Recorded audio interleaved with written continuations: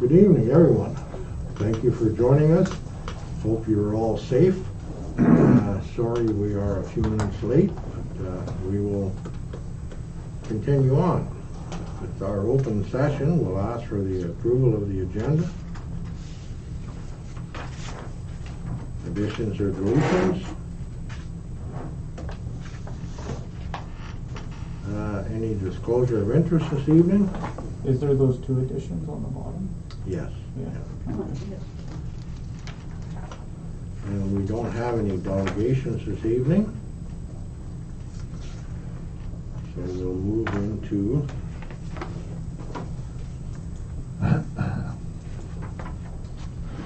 excuse me while I get a little organized here. Delegations are not allowed these days. Dave? Anyone? We can still accommodate a delegation should it be through Skype or through a conference call. I can still do it. Not person. Not in person right now. Okay. We'll be discussing that though in the agenda, Yeah. how you'd want to. That's on here. Yep. Go forward with Should be 242. opening council meeting. 242? public. Yep. Mm-hmm. Scratch that out. Yeah, 242 there.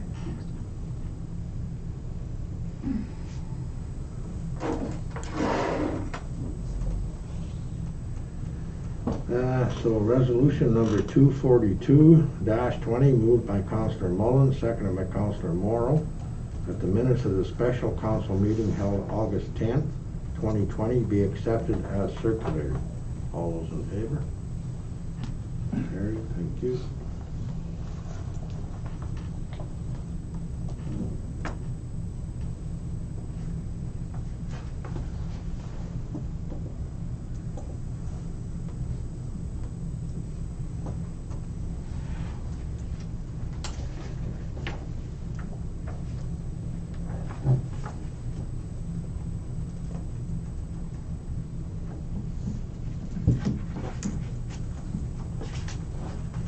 Resolution number 243-20, moved by Councillor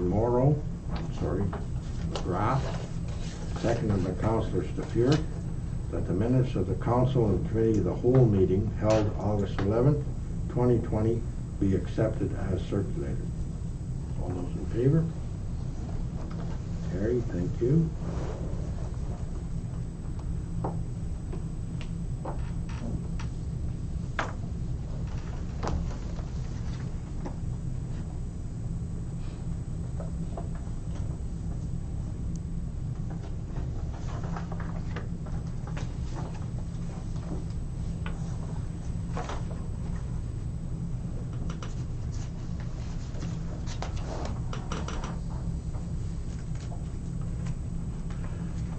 Resolution number 244-20, moved by Councillor Morrow, seconded by Councillor Mullins.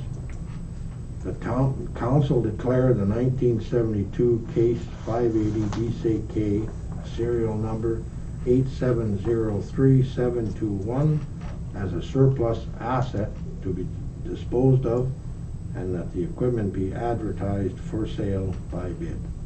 All those in favor? Thank you, carried.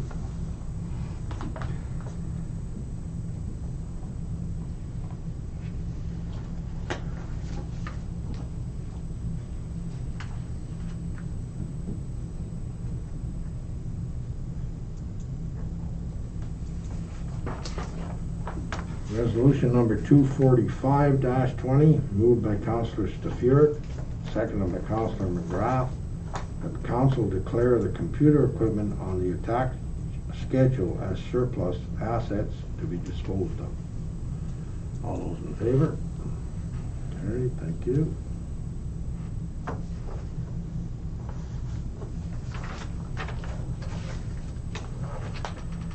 Excuse me.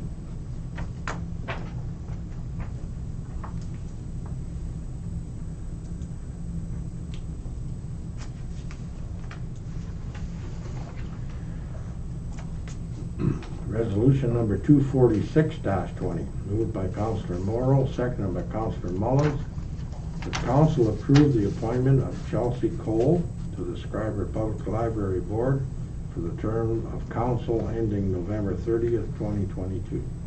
All those in favor? Carried, thank you. Welcome, Chelsea. Yes.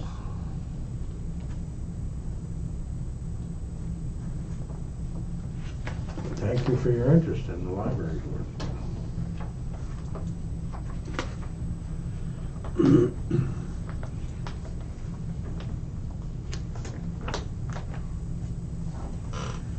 Resolution number 247-20, moved by Councillor McGrath, seconded by Councillor Staffier.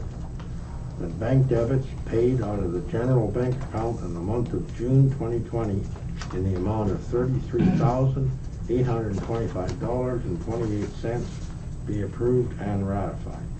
All those in favor? Carried, thank you.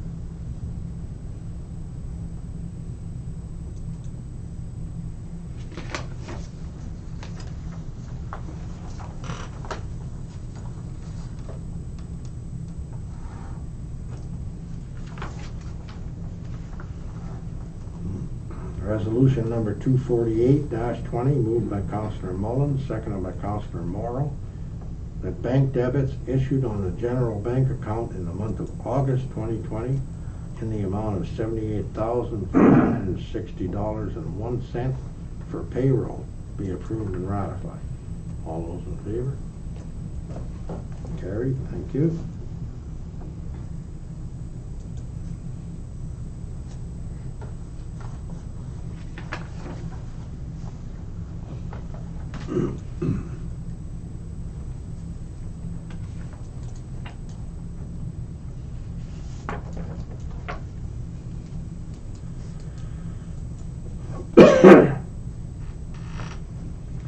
Resolution number 249-20, moved by Councillor Staffier, seconded by Councillor McGrath.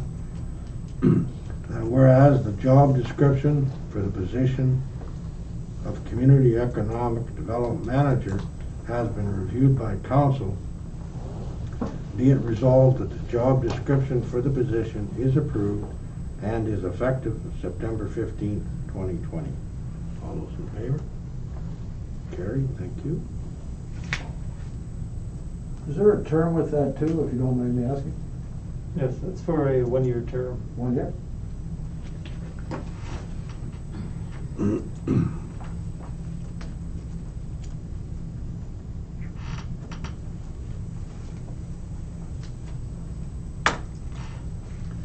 Resolution number 250-20, moved by Councillor Morrow, seconded by Councillor Mullins, that a Township of Schreiber bursary in the amount of $500 each be awarded to Ali Barutsky, Mandy Nyasalu, and Eric Spagelli. All those in favor? Carried, thank you. Congratulations, people. You are most deserving of this. I don't know if any of them are leaving town. No, I don't think so. It's all online, eh? Yep. Yeah. Different.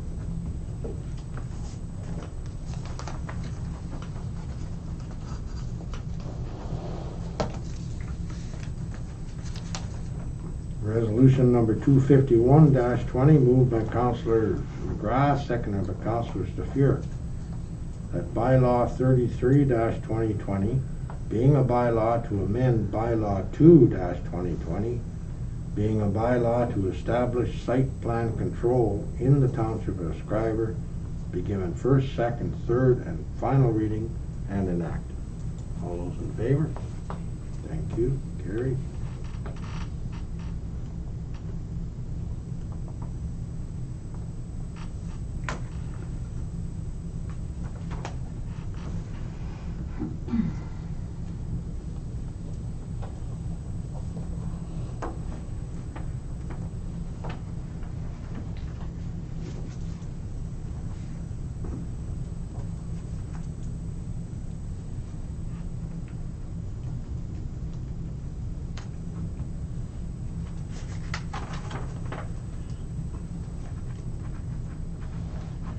Resolution number 252-20, moved by Councillor Morrow, seconded by Councillor Mullins. That bylaw 33-2020, being a bylaw to authorize the execution of an agreement between the Township of Schreiber and D. Charbonneau for the position of Community Economic Development Manager, be given first, second, third, and final reading and enacted. All those in favor? Carried. Thank you. Welcome, Dominic.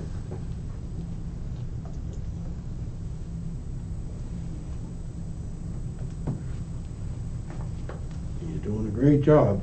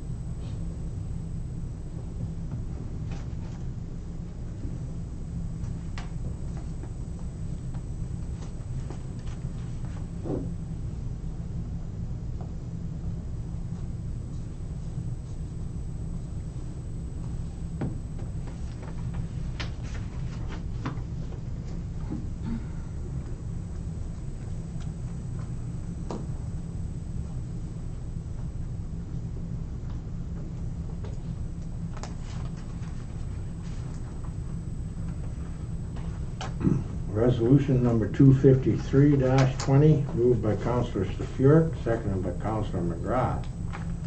That bylaw 34-2020, being a bylaw to authorize the Township of Schreiber to enter into an agreement with Her Majesty the Queen in Right of Ontario, as represented by the Minister of Employment and Social Development, New Horizons for Senior Program, 017330820, be given first, second, third, and final reading and enacted.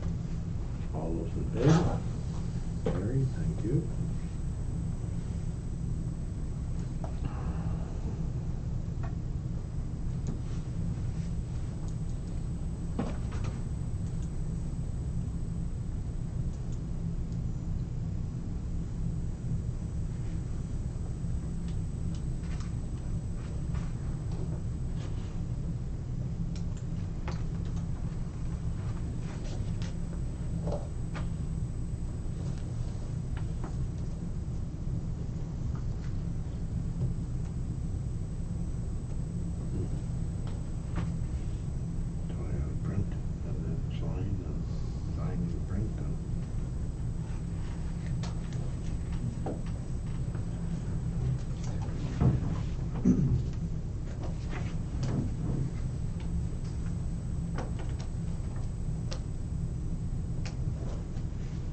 Take care of it tomorrow.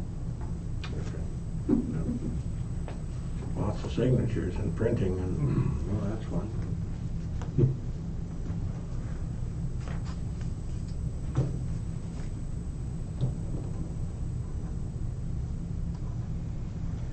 Resolution number 254-20, moved by Councillor Mullins, seconded by Councillor Morrow, that council authorize a donation to the Alzheimer's Society in the amount of $50 in memory of Antonio Fiorenza.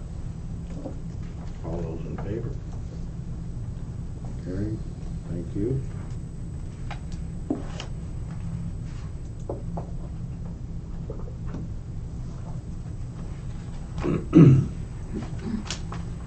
Kathy, if you're watching, our condolences go out to you and your family.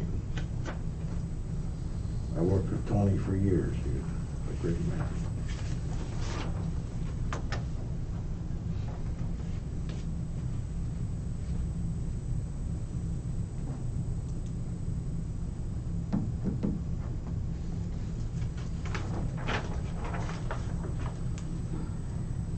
Resolution number 255-20, moved by Councillor McGrath, seconded by Councillor Stafuric. Be it resolved that council directs staff to apply for a grant opportunity from the Federation of Canadian Municipalities Municipal Asset Management Program for the Township of Schreiber citywide data work, implementation, training, and OREG 588-17 Asset Management Plan. Be it therefore resolved that the Township of Schreiber commits to conducting the following activities in this proposed project submitted to the Federation of Canadian Municipalities Municipal Asset Management Program to advance our asset management program. The following are citywide asset manager, data work and training, citywide GIS, implementation and training, citywide works, implementation and training, compliant asset management plan.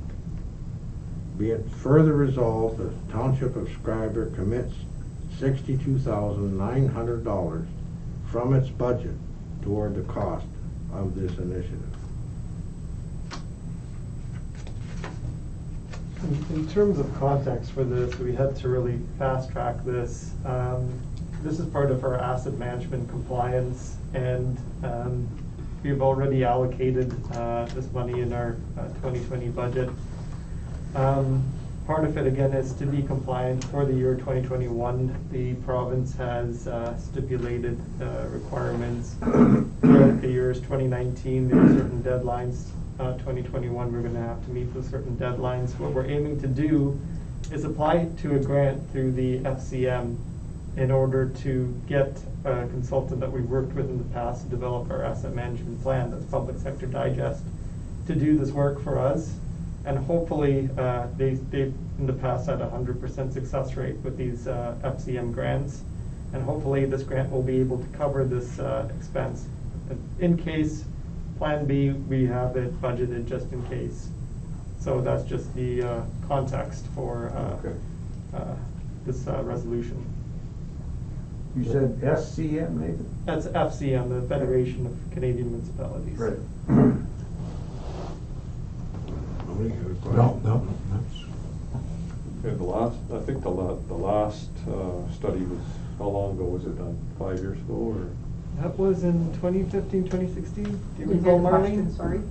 When was the last study done?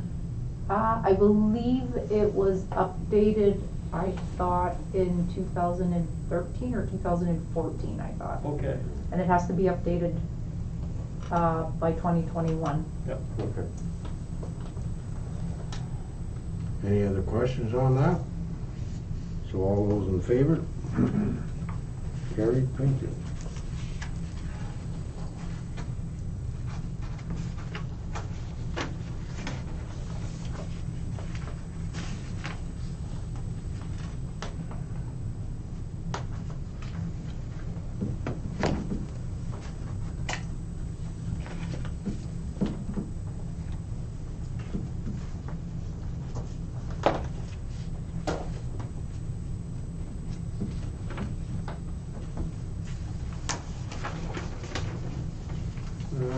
So that brings to a close our council session of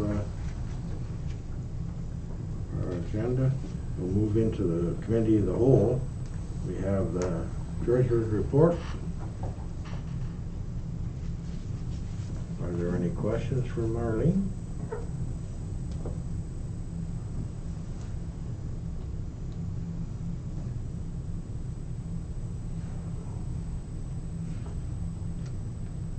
Next one is Director of Operations report, or the status update.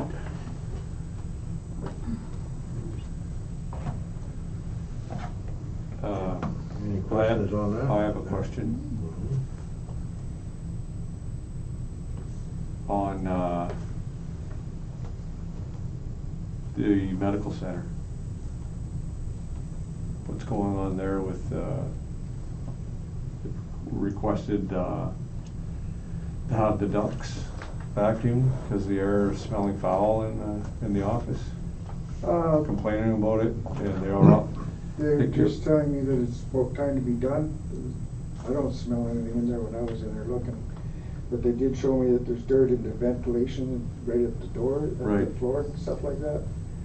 And then I guess for dentals, they were supposedly a requirement for them to have it done. I got a couple of prices there, I'm just waiting for one more. Okay, so I guess another question was about an air exchanger. Is there an air exchanger in that building? I believe there is in the basement, it needs to have to be looked at the same time as they do the ductwork. So will be looked There's a at? filtration system in the basement. Right.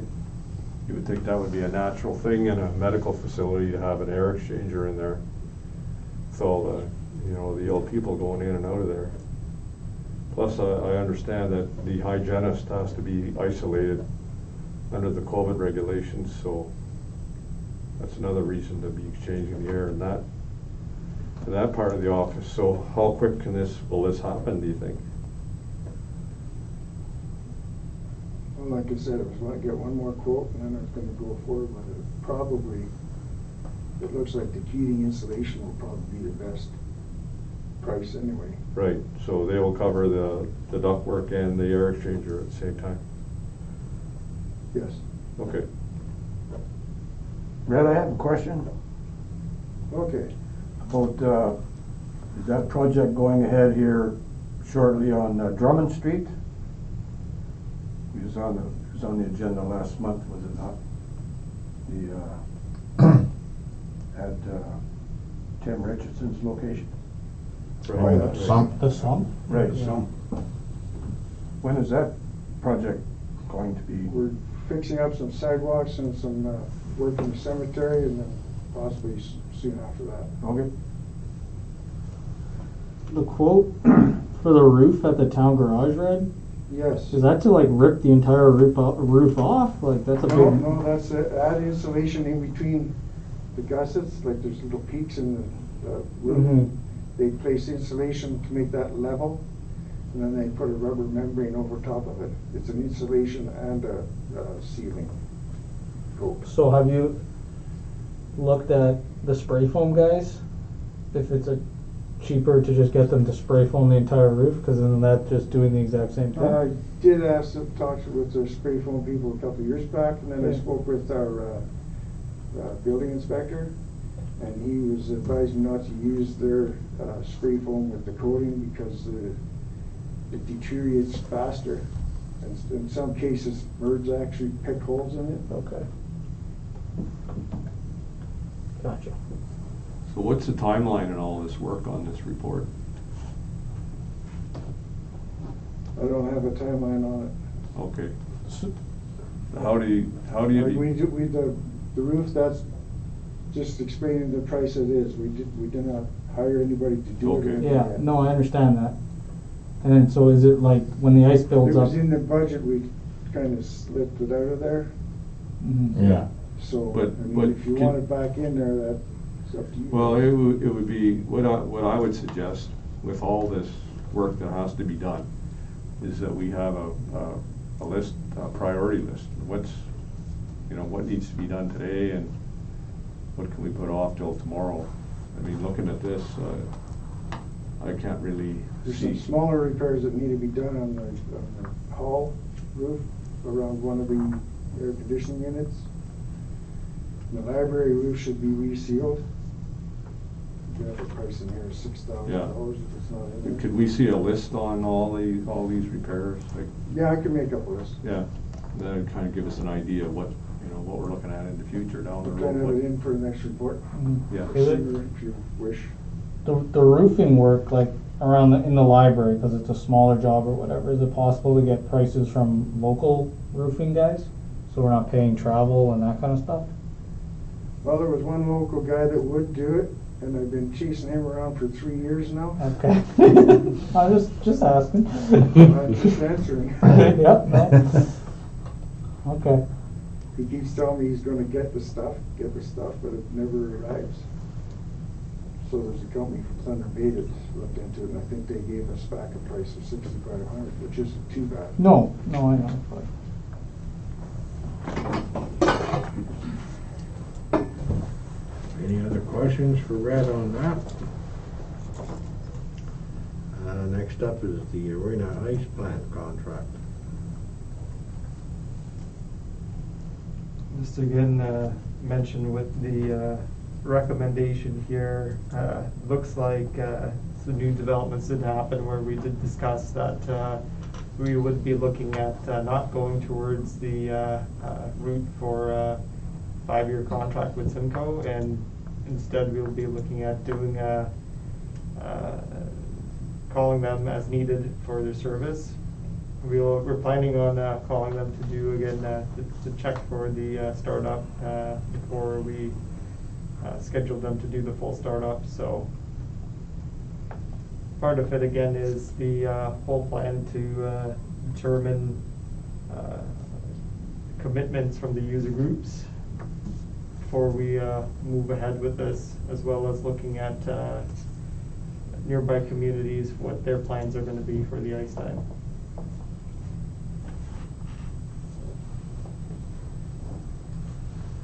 Do we need a decision this evening, or? Well, as long as we know that we're going with Simcoe, right? Yeah. No matter what. Yeah. The only reason that's the recommendation was there again was just because of the contract. Otherwise, something like that would be already budgeted. So that's why it wasn't there. What are your feelings?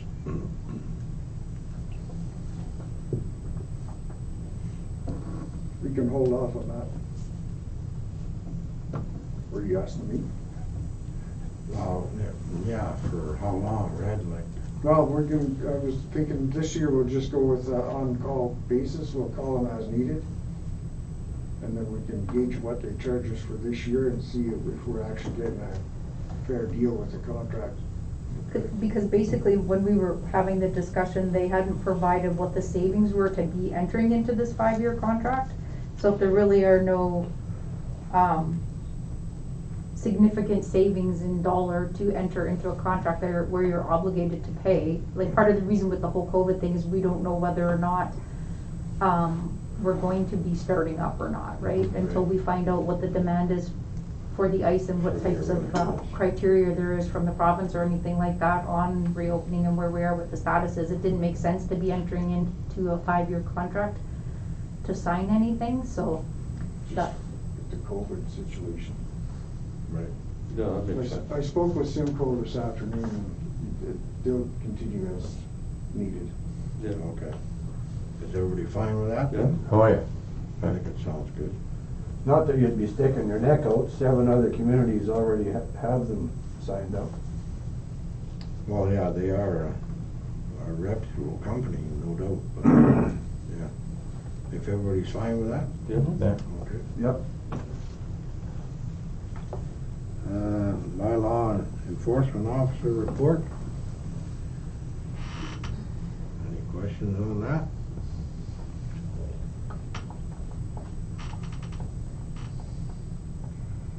There's a lot going on, Mm-hmm.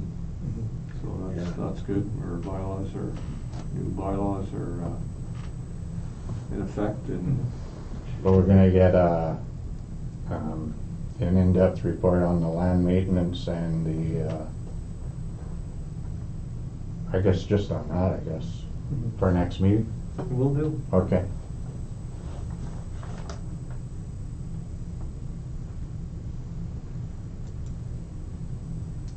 Okay, next up, building permit, demolition permit. Any questions on that?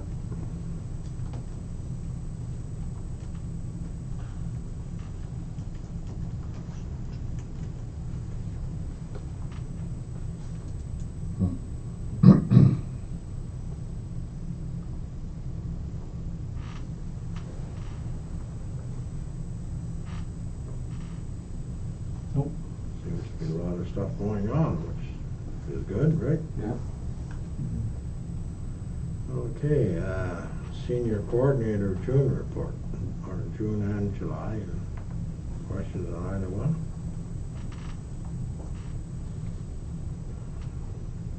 So we've been successful with our grants. Yes. And our latest one, that's one we can talk about, right? Yeah, I mean, certainly a lot of money with the New Horizons at 25,000, so. Yeah, that'll go a long way. Good work by Kathy and the senior committee, applying for the grant, successfully getting that money. Mhm. Great stuff, for sure.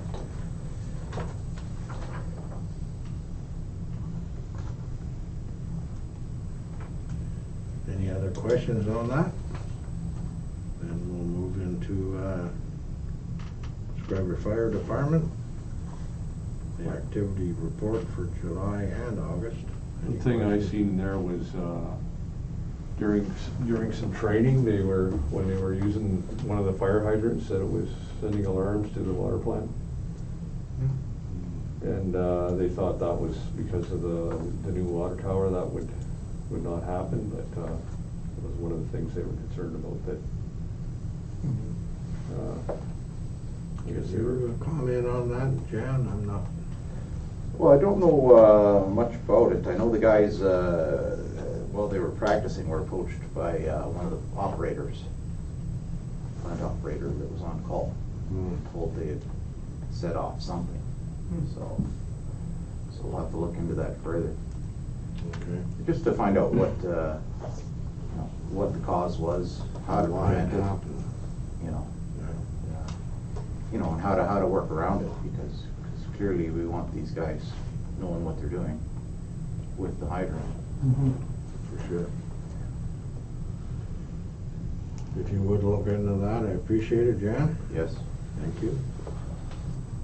And the other one that I noticed on there, John, was life-saving activity at the Destin Tune. That was pretty impressive.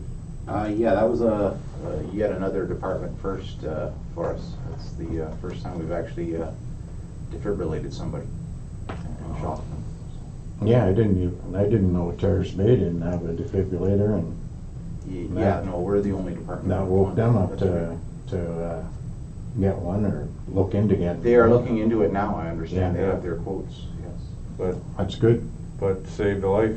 Like, that's amazing. Been hearing a few Yeah. stories about you lately. Some of All them- good, though, all good. Yeah. Yeah, for sure.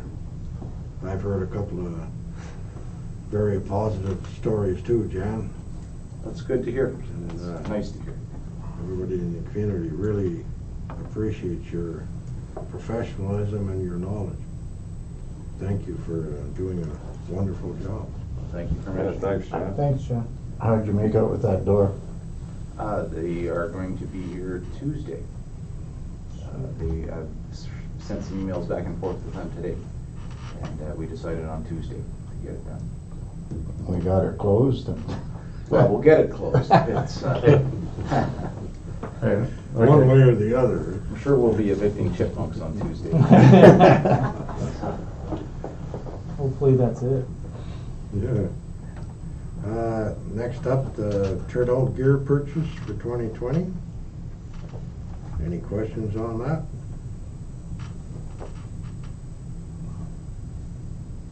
Mhm. The helmet purchase for 2020.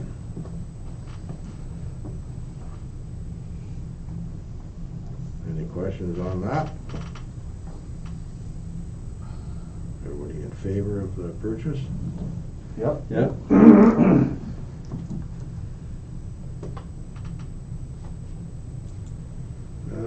Next up, the A6 upgrade progress report. So, fortunate to get a update from the Cascal's president there, and it looks like the weather is really not cooperating with the final 600 meters or so left for the trail. As the rain is washing off sections of the trail, the mucky conditions are slowing down the work. And when people are stepping on the trail, the holes are causing more work for the contractor to come and fill up. So we're looking at, we have Dominic looking into a change order with regards to the timeline that this project is supposed to be finished. The aiming right now for the end of October, but depending on how the weather holds, it could possibly stretch into next year. So we just really have to see if the weather's gonna cooperate with us. Well, personally, if they have to go into next year, I would prefer that to rushing it and maybe having to come back and redo it, you know what I mean? That's my feeling. Yeah. But you guys are more. As long as, everything's okay with the Funders. funders. Yes. And they're fine with that. If they're fine with Yeah. it, then give her until they possibly can, and How do they you have to guys come feel back about next that? year. No, absolutely, do it right. Do it right. Yeah. It's gonna take a little, especially when you're getting into October, November, there won't be a whole lot of hiking anyway, I wouldn't assume. Cooler weather ought to help the situation they're in, though. Yeah. But like I say, if they have to put it off till next spring, Yeah. Yeah, everybody okay with that? yeah. Yeah. And I'll get on that trail yet, you watch. What are you doing tomorrow? I could. I'm busy. I'm not. So the next three reports are from Aqua, water and wastewater, wastewater treatment, and water treatment plant. Any questions on either one of those? I just have one on the chlorinator. Was that repaired, Ed, or is that still, are they still using pucks, or did they get that repaired? The chlorinator? Authorize them to get the parts, I'm not sure on the status of the repairs. Okay. That may be a moot point next year, or going into next year, correct? Yeah, well, depending on how much we can get done next year, yes. Yeah. Okay. So, I mean, what would be the difference in the chlorination Treasure levels report transfers. downstream by using pucks rather than having a working chlorination system? But you can regulate exactly how much is going into the system with the chlorination Yeah. system. With the pucks, it's a little bit erratic if you don't measure the exact, how much is dissolving off the pucks. Well, would you measure that downstream, or how would you know if it's effective? I would have to talk to the guys running the plant, to be Okay. honest with you. No, just curious about how that would be. That would probably be the only way to do it, though. Yeah. Go downstream and measure. Right. Any other questions? Okay, the next up is, we have to go to one of our additions, the treasurer report transfers.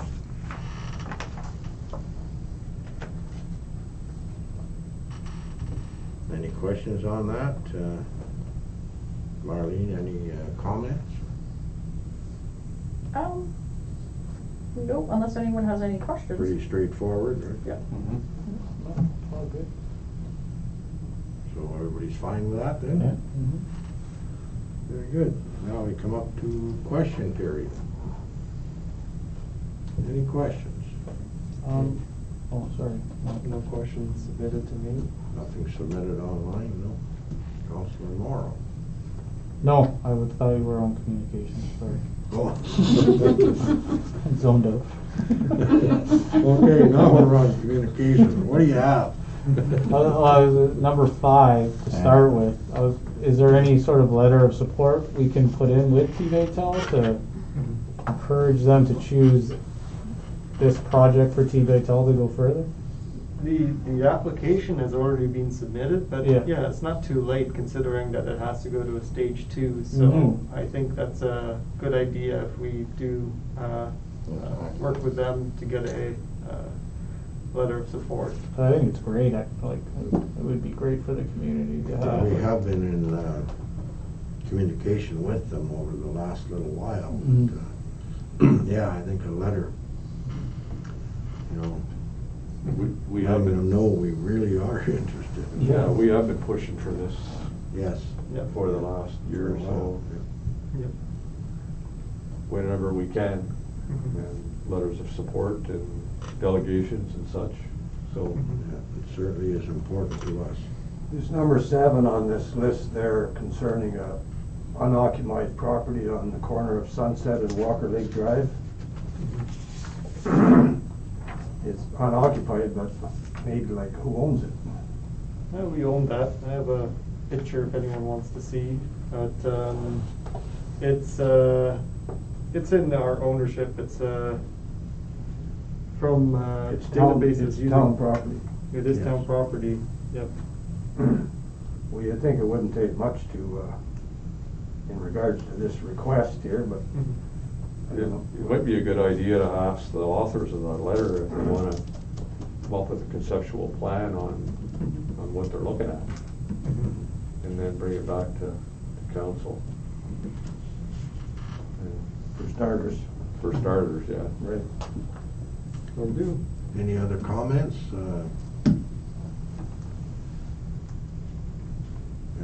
Personally, you know, we own the property. It sounds like a good idea, but sure, let's, what were you expecting? What would you like to see? And Yeah. go from there. With regards to playgrounds, right, part of it is gonna be putting a whole new playground in our downtown revitalization project. And in the middle of community, we have to look at replacing that playground at Mallory Blue Park.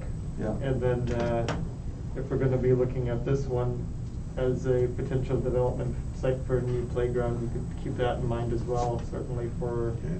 future grants. I'd like to bring up number 4, the Thunder Bay Municipal League draft minutes. And there's an item in there about other communities supporting their business community in there. And I just wondered if there was something that, is there something we could do along that lines, or, you know, Marathon and Manitowoc have some ideas of on how to do that? Yes, they've come up with some, say, funding or initiatives to Yeah. for the local people to support. Yeah, and Any opportunities for us to do something along that line? For us, it's more or less going the route of grants in order to get apply to any provincial grants or anything like that in order to find that support. We've already done a bit of that through the senior center with the Helping Hands. Right. And now with the New Horizons, but for specifically businesses. Yeah. It's certainly a challenge with the amount of money I've seen in the letter there that they Yeah. pulled from reserve. So for us, that's going to be a real challenge. There can be, it's something certainly to think about if council wants to figure out any ideas.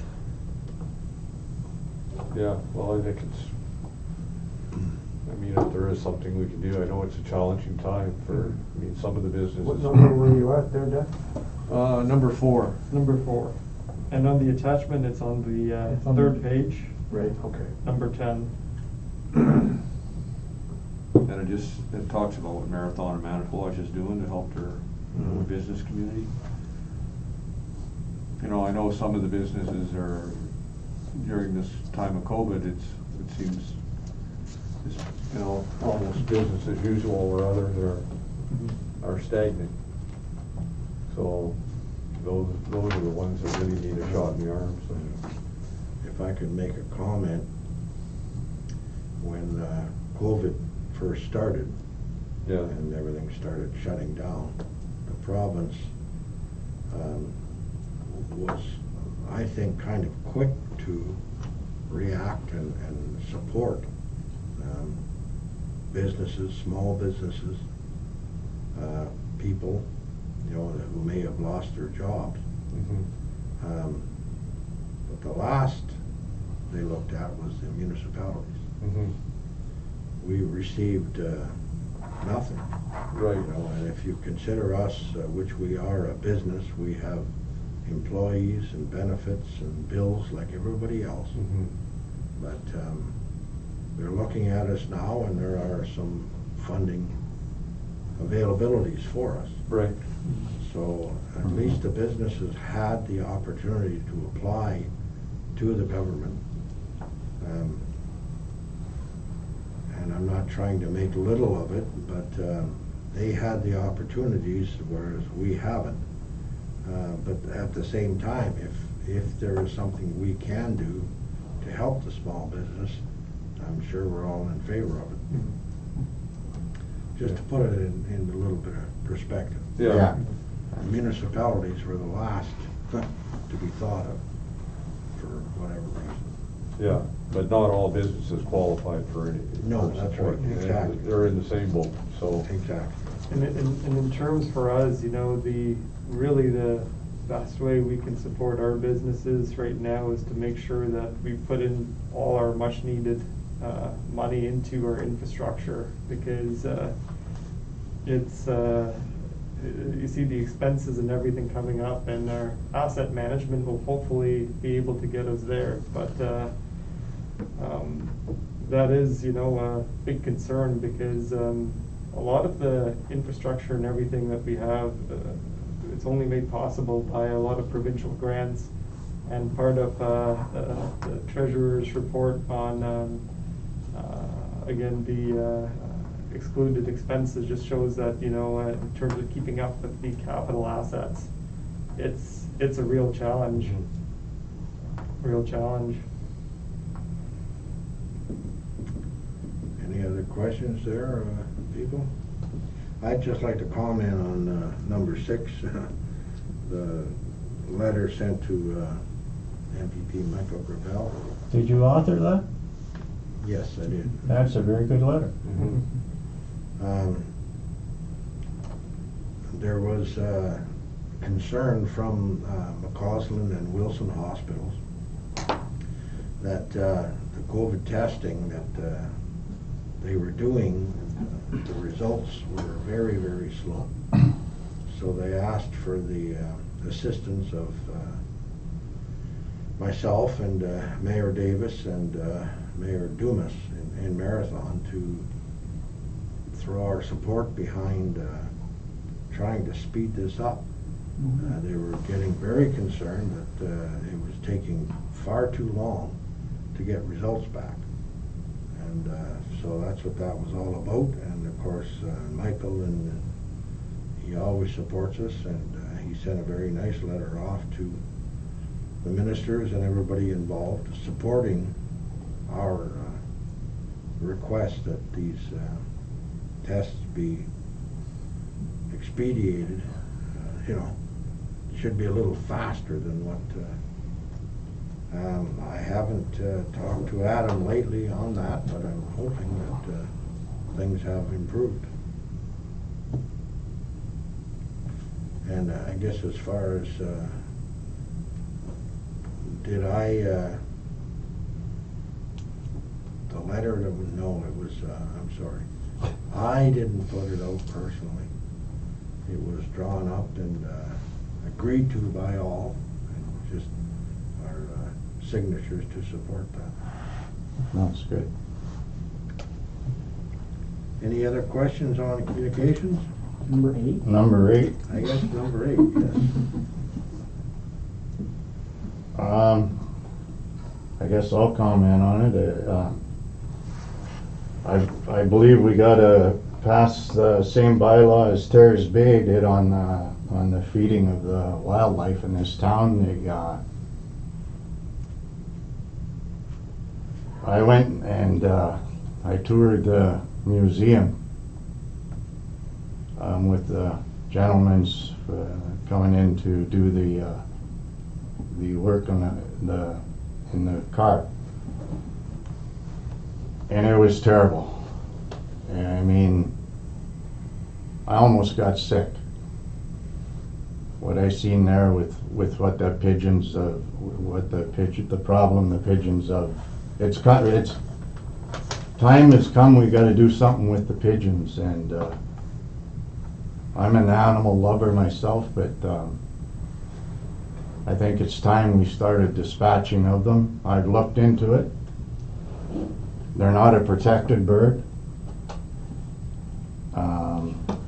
There is legal ways you can do it. I think we got to be upfront and let people know what we're doing And why we're doing and it. why we're doing it.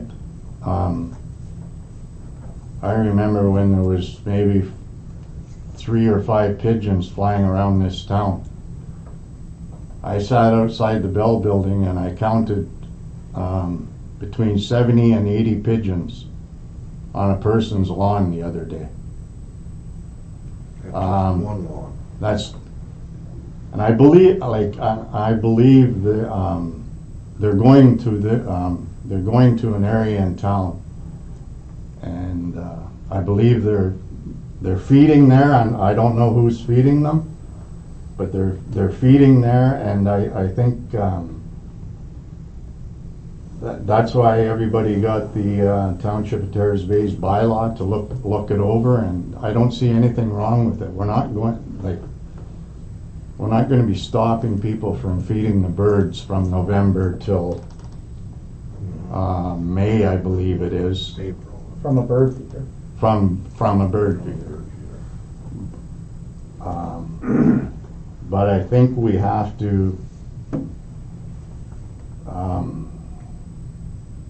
make a plan and make it quick about dispatching of the pigeons. Yeah, I mean, I completely agree. Go on the Government of Canada's website, and looking at it right now at the health effects of pigeon poop, and it's not good. And we're trying to entice people to come to our new museum, and we're going to expose them to. If we want to kind of stop, like, no. The issue at the Discovery Center and that property is because of the steel I-beam structure in the roof. We took a tour the other day, like Kevin mentioned, and it's like, you can't expect tourists to walk on that decking work because it's just loaded. These I-beams are exposed. It would be like having no netting underneath the subway. You know how bad that would get. So this is a brand new structure, and we have this issue right off the hop. And we can't go and, I'll put it in perspective. It was $45,000 was the quote to put the netting in the subway. If it wasn't for our old CAO, Don MacArthur, getting the company that was doing the water tower, including the pricing of the netting and their work, it was about between $6,000 and $7,000. But you get companies that do it, pest control and all that, you're gonna pay a lot of money. And one of their quotes I remember was $45,000. Well, I don't Now, know. if we go and we have to budget that money, or worse yet, come up with the money, and we got to, I'm just going to take a wild guess at it, to net and to do them beams and everything up at the Rail Museum would be an extra $150,000 that we got to come up with, and that's not right.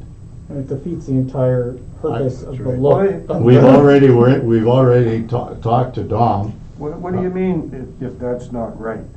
Well, It's not a question of right or wrong. How are you gonna have people going on that property and going there if you don't, you have to do something about it. Oh, no, you have to do something about it, Doug, and I'm saying that I think we have to start with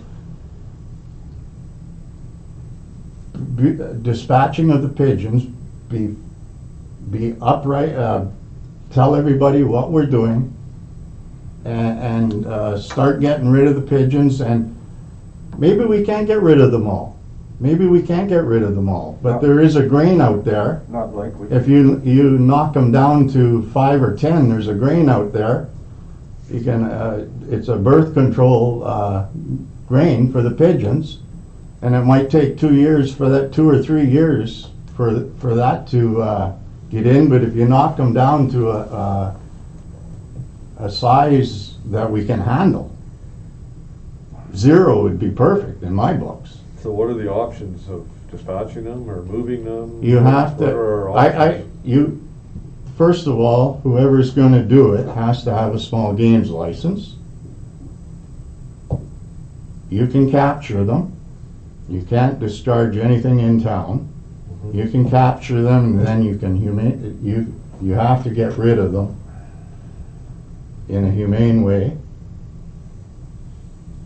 And it's going on in Kirkland Lake. If you want to go into Kirkland Lake, they went right to the police. The police know exactly what they're doing, and they've got it. They've got actually they rent out the traps to the people. I wouldn't recommend that, but they rent out the traps to people as long as they got a small games license in Kirkland Lake, and they can trap them themselves.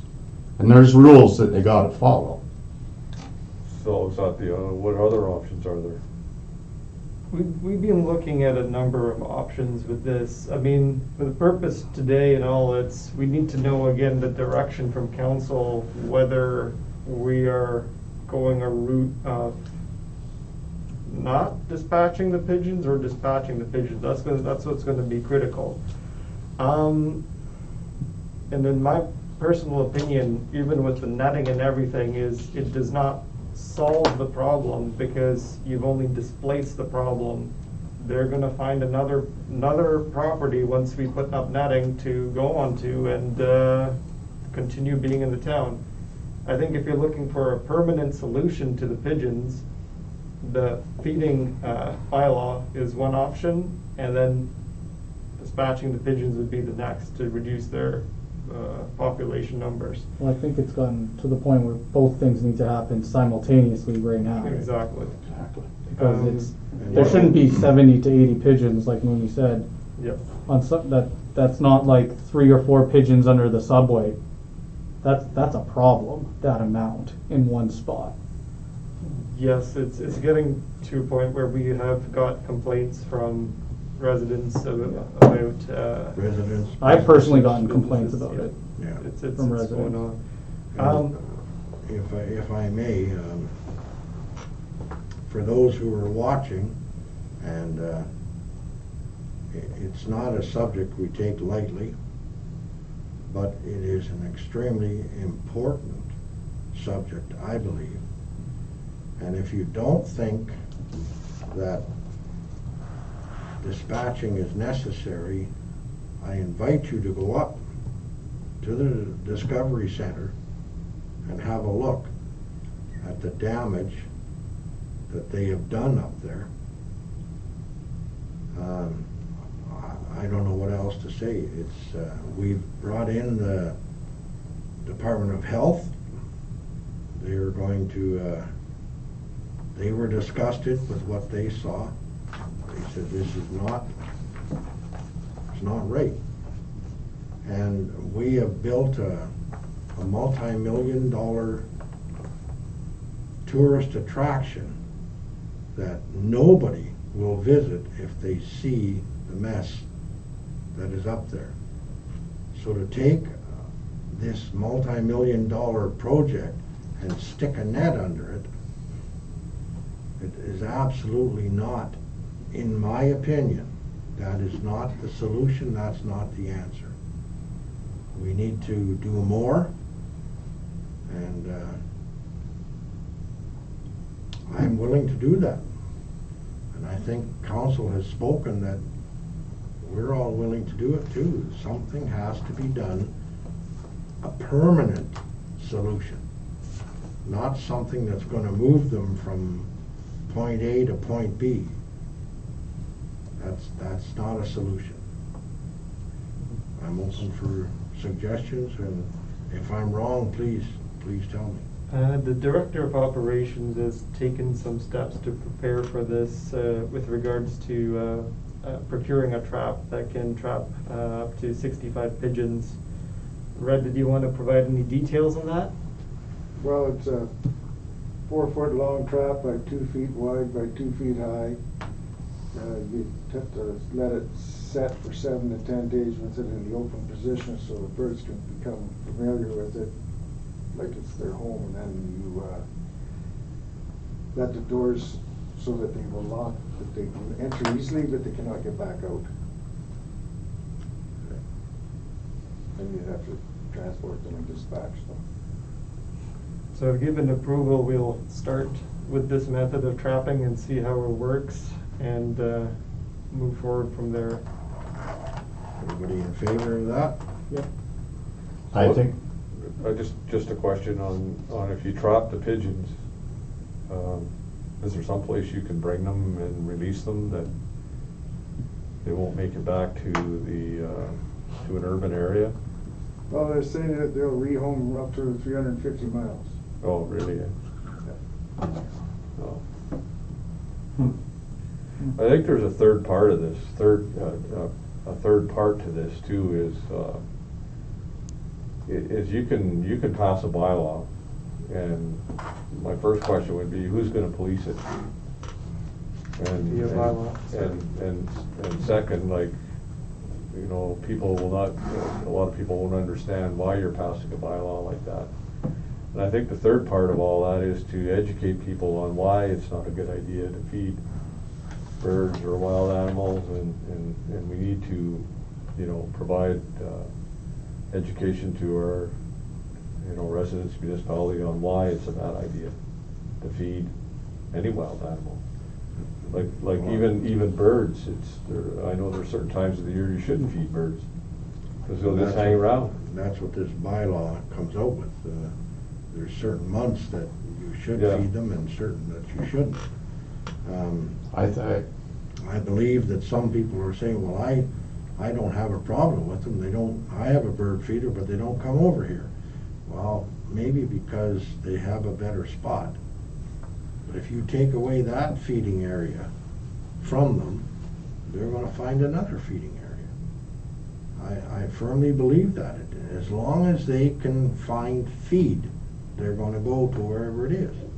So just removing it from one area doesn't solve the problem. They're gonna find another area to go to. Am I wrong?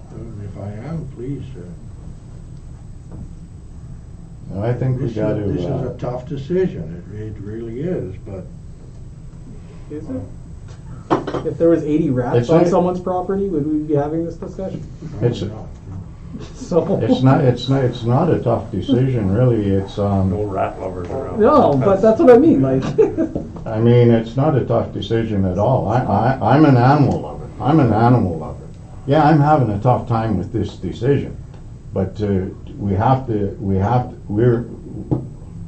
do something with them. We have to dispatch them. I think we got to pass the bylaw. I'm not taking it lightly, but we have to do it for the betterment of this community. How's everybody else feel?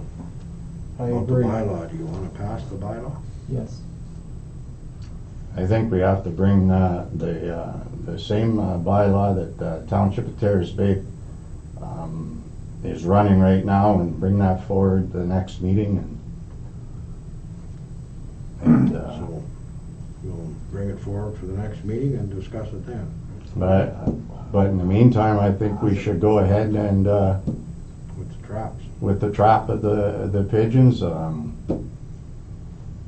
I believe we should go to talk to the police, let them know what we're doing. They have no problems with it in Kirkland Lake or anything like that. It should be the same law all over Ontario. That the pigeon is not a protected bird. You hate to do it, but I don't think we have a choice anymore. Like, is this a Schreiber specific problem, pigeons, or is it, does Terrace Bay have pigeon No. problems, or just, I know they have bear problems. They've got bears, but not pigeons. No pigeons. So Kirkland Lake kind of stands out as one town that has a pigeon problem. Well, there's, I believe Thunder Bay does too in there. oh, Thunder Bay does too. And Like, what there, do no, they- there's pigeon problems. So this isn't an unusual problem, and what steps do other communities take? Like similar steps to what's being proposed, or? Yes. Yeah. Well, I mean, I certainly get it that we invested a lot of money in our community. And if it's being destroyed, I was up there myself to look around, because I heard there was an issue there, and yeah, it's not pretty. The mess.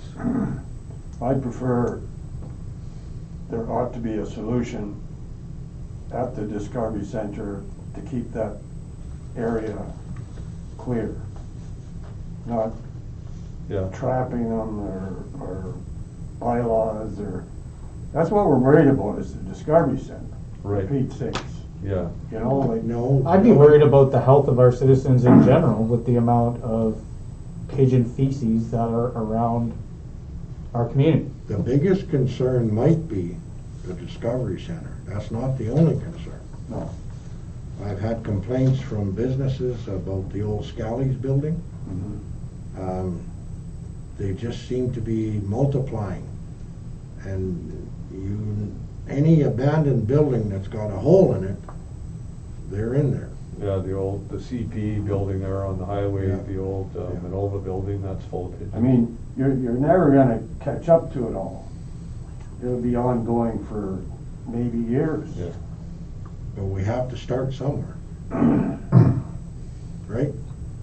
Like, do we have any sense of the numbers, other than we see them everywhere, or? I don't. What, the number of pigeons? Well, yeah, like, I mean, is it increasing tenfold or twofold, or like, does anybody keep track of that, or? Apparently they I don't multiply, is know. it 4 times a year? How many times? They brood 4? 4 times. That's, It's just, it's yeah. insane for a small town like this. Sounds like a full-time job. Yes, it does. So for me, I'll need to see what the direction is. There's a vote in terms of the bylaw and the procedure with pigeons to cull them. Well, if we can't pass the bylaw till the next meeting, the traps are on order. Personally, I think let's go ahead and do it. I agree. I agree that we should go ahead and with the trapping of them. I think we got to go to the sergeant or whatever and Oh, yeah. let. We want to do it legally and humanely. Exactly. We need to start. I firmly believe. I think we have to start the process, and once we get the green light, then I think we got to go ahead with it.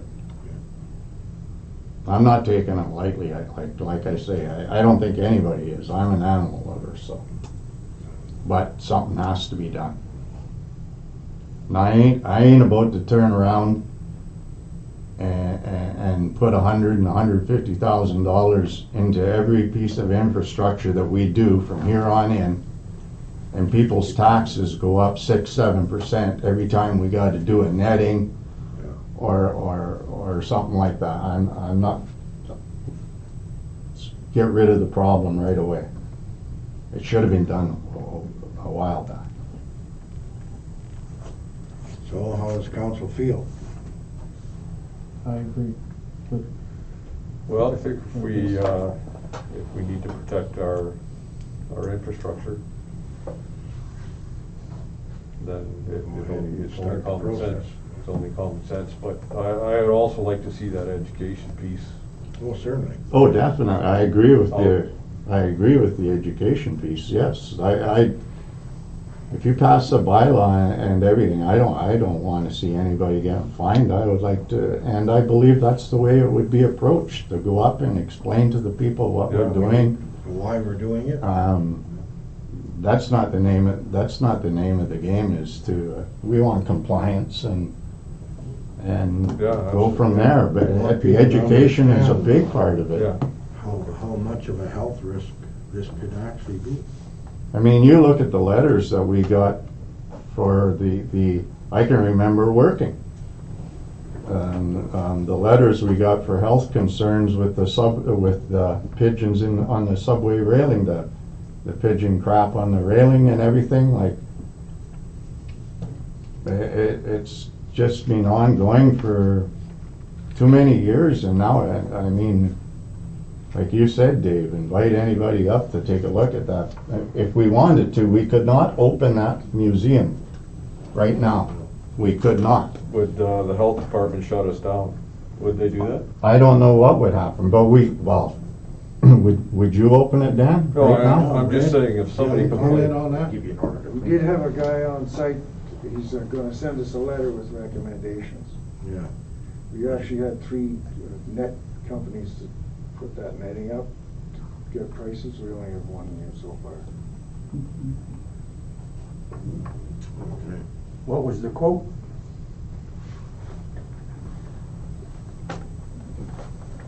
No, prices that I got, $33,540. Well, it's a lot less than 150. That's just around the building. That's just around that one building. I realize That's that. not around the beams or anything. Well, as long as it does the job. Yeah, but you still got all the beams from, that's just the netting around the building that they did. From the top of the building to the, I don't know exactly what. but it's not the beams that are beyond. We still have to figure that out.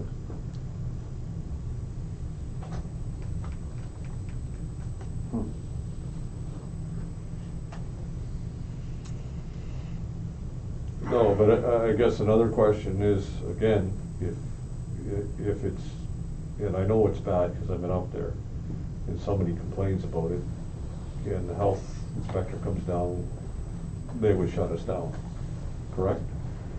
There's a good chance of it, yeah. I would have to discuss this with the health unit to see if there was that correlation. Well, I think that's a good question to ask. I'd be more worried about when we do open it, someone on social media saying, I just went to the new museum in Schreiber and there's pigeon poop everywhere, don't go here. And then, okay, there's $3 million down the toilet because no one's gonna go here. That's way more powerful than anything. And that to me is the biggest concern. There's a multi-million-dollar project we've worked hard, very hard for. And we're gonna get shut down because of pigeon poop? I think we have time on our hands right now, because we have no intention of opening it right now anyway, at least until Next year. next spring or whatever. I'm not speaking out of turn here, and so I think we got time on our hands to try and do something. For sure. Okay, so everybody's okay with proceeding with the traps, and we'll take it from there. I think we should proceed with the traps and bring the bylaw forward to the next meeting. Okay. Alrighty, anything else under communications?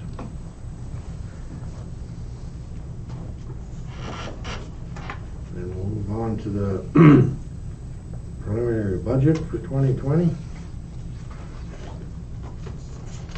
questions on that?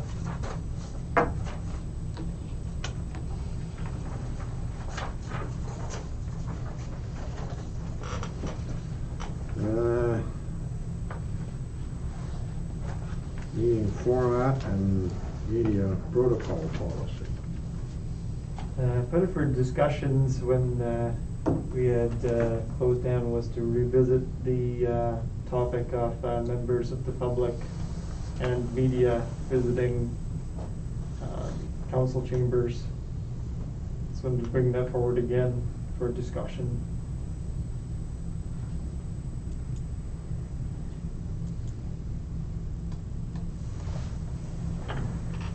How's everyone feeling about that? Any thoughts? Is it something you still want to watch? Is it something you want to change with regard to how we're currently treating this policy? Any concerns there? No attachment. No. I think we, with what's going on right now in Ontario with the surge up in cases and that, I think we should be staying with what we're doing right now. We feel safe, our staff feels safer this way. If it's for a meeting or two more or whatever, just to see which way I know there's no cases here, but Well, with the province putting a hold for the next 4 weeks, I would suggest we leave the status quo for the month of September. Revisit it again in October to see if we want to open it. And as far as the media, we're still online. We've always been online. So at this point in time, I don't feel there's a need to change, but comments, questions? I think we're doing a good job. And fall season, everybody says that it's gonna get worse. That's right. Instead of better.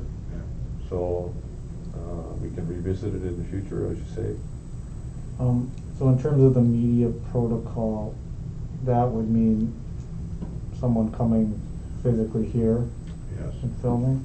That's correct. I think in the future though, in general, like from what I've seen from TVT News and how they cover things, there's never audio played from meetings. Even when they come film us, That's right. there's never audio from the actual meeting. Yeah. So I think that is something that needs to be looked at. If there's video taken at our meetings, it should be interviewed after about what was discussed, not direct audio from the meeting, especially if other people from the audience are talking and stuff like that. Right. That's my opinion, just the way I've seen it, like you never hear a councillor or the mayor in the meeting talking. Right. And I feel the same way, and which is what the protocol. I think we need to come up with something like. Yeah, I don't know if that's what we were getting at. If you're welcome in here, there are certain rules you have to abide by, right?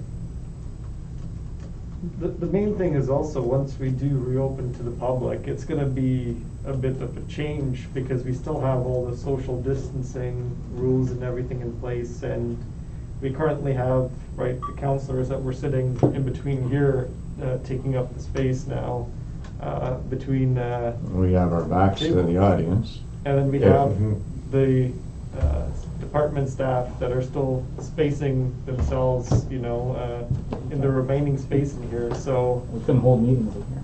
the logistics are, Yeah. a bit different. So once we reopen, should there be members of the media or members of the public coming in, it's something we're gonna have to figure out in terms of our process. Like, are they gonna be back in the hallway looking in once we open the doors?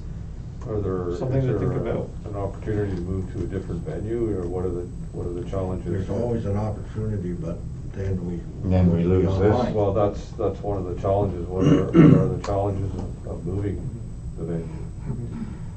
And- What do we gain? What's the advantage? Exactly. I mean, is Is it worth it? it better to be able to have more of the public here, or is it more important to be online? Because at this, I don't think we can do both. If we decide we want to let more people in, we have to move to a different Right. area, and we won't be online. Right. so. And the fact is, you haven't gotten a single question this No. entire time emailed to us. That's right. The questions are And I think online. that speaks volumes I think so to too. where the priority should be. It should be the live stream. I think so too. People appreciate that. So If they can't come in, at least they can sit and watch. Mhm. I agree, Dave, I think that's important to a lot of people. And I mean, as long as the public knows, like, we will accommodate delegation, should you want a delegation. Right. You can still email that email address if you have questions, like, Yeah. that information's out there. Exactly. But nothing's changed really, it's different. We can still do all that stuff, That's right. but it's different. Mhm. All right, I'm good with that. Okay, so into other business, and we cover 1 and 2 with operating funding phase 1 for municipal affairs and Ministry of Transportation. You want to speak to that, Nathan, or Yep. Marlene? In terms of the, just a summary of what this is a payment of $78,000 to support the municipal COVID-19 operating costs and pressures from the Ministry of Municipal Affairs and Housing. The costs will be covered until 2021, and reporting of the funds will be due on March 2021. There's also an opportunity for applications for additional funding that will be due in October 30th, 2020. So once again, we got a payment of $78,000. We'll have to look at what kind of COVID-related pressures and all our expenditures we can cover with this. Do you have anything additional, Marlene, on that? I think this will be probably a good area. So we have been tracking the COVID expenses since the inception in March. I think that this may be a good use of these funds for the operating part. Maybe if we do have any kind of upgrades to our infrastructure that we have to do, like for instance, all of the wellness barriers and stuff like that we've installed in our buildings, all of that will be expensed through this operating fund. So there may be additional things, any of the masks that we buy, like that type of thing, that's all going through there. So I mean, in my head, I'm just thinking how, once we find out how much it's going to be to do any kind of an upgrade to the HVAC system in our community hall and fitness room in particular, that I'm guessing that's gonna eat up a large portion of that funding, and so it's imperative that we find out what that it really is going to be before October 30th, when we have to report back to them, so that we do get funding, or we have the potential to get the funding. There's no guarantee that we're gonna be approved for phase 2, but that's where I see that probably is the biggest bang for our buck. We have to and then justify that, whatever funding, we have to justify it, right? Yeah, that's why we need to know what needs to be done, and so mean- we've been contacting, someone's contacting, what's his name, the inspector guy, to come down to say what, Thorold? yeah. Well, What we need to have to put in there to be able to open and be ready. An exercise in how much extra cleaning and stuff you would do, having an open arena as well, right? That could be considered. Yeah, So there'll be an opportunity for further funding as well then, yeah, in phase 2. Yeah, this is just phase 1. Yes. And I think they're saying that if you don't feel you can spend it all in phase 1, you can hold it over. yeah, if you don't Because think you're gonna have it there's phase 2 spent, coming? yeah, by the end of December of 2020, it can go over into 2020. This one can be carried forward into 2021, depending on, because there's gotta be a demand out there for everybody to be upgrading everything, right? Yeah. And next one, the transit funding. And in this case, it is an MTO payment of $14,961 to support COVID-19 transit pressures incurred from April 1st, 2020 to September 30th, 2020, such as reduced revenue or COVID-19 expenses such as cleaning, labor costs, driver protection, or passenger protection.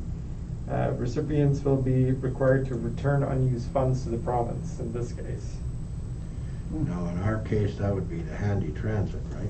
Yeah, this is gonna be a little bit harder to be able Yeah, because to we're, justify the expenses, but I'm gonna make contact to find out how we can try to use any of it. I mean, if not, we send it back, that's what you have to do, but But we're there gonna again- try, at the end of the day, we had to sign the acknowledgement, and by the And accept by the the 11th, funds. which we did, so that we Yeah. would qualify for that payment. And if we don't use it, we just send it back. Or we can go to phase 2 with this too, right? Yeah, if we do determine that If, there's a yeah. way to use it, yeah. Okay. Well, hopefully, you know, like you say, that'll be a little trickier, but We're gonna try to be creative, certainly. innovative, sorry, that's a better word, That's innovative. what we're looking for. Any other questions on that? So I guess last on the agenda is the Christmas social. So, I think at this point in time, it's yay or nay, right? pretty much at this point, in terms of the whole social gathering with, volunteers and everyone else, what I can do,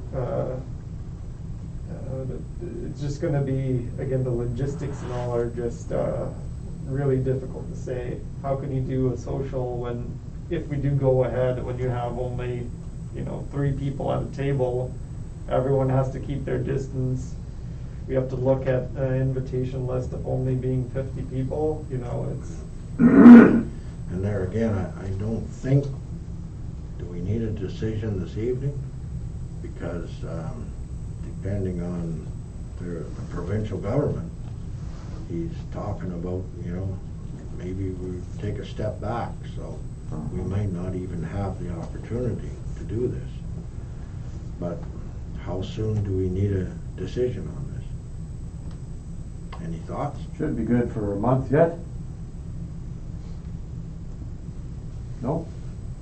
Cecile? Well, just for we typically start beginning of October to put the guest list together, so Right. Yeah. if you're not gonna have it, there's no point in starting that work there and starting to plan it. Is middle of October too late? I would say yes. Pass the start of October. Let's make a decision next meeting. The meeting at the end of September, would that be? Yep. Okay. I would say it's not looking good, but No, it if we certainly can isn't. do it at that meeting, that would be good. You're not gonna have more than 50 people there, no matter what No, the situation's gonna be. and Yeah. might not even. And then have that. Yeah. maybe if we're, well, we can talk about it then. It buys us 2 more weeks, let's say that, and we'll see what comes up with the premier in the next 2 weeks. Yeah. The thing right now is it's such a logistical beast, we're Yeah. talking about the food. Yeah, I was like, about to say. You You'd can't have a even do a buffet. buffet, You'd have to have individual box meals for, Yeah, Yeah. I think if you went the nay route, it would look good on us all. I think everyone would understand. Oh, well, I mean, definitely. if you wanna make a decision right now, I'm fine with that, or you wanna wait for a couple of weeks. Well, we'll wait till the 29th, but it's not looking good. Well, for sure. Okay, we'll put it on the next agenda then, if Yeah, everybody's fine I'm with fine with that. that. Yeah. Alrighty, if there is nothing else then,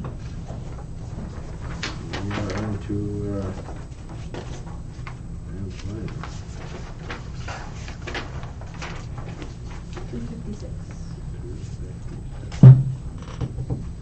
Resolution number 256-20.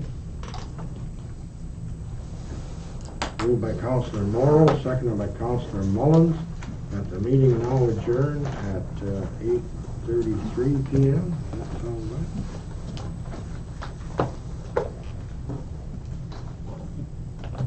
All those in favor?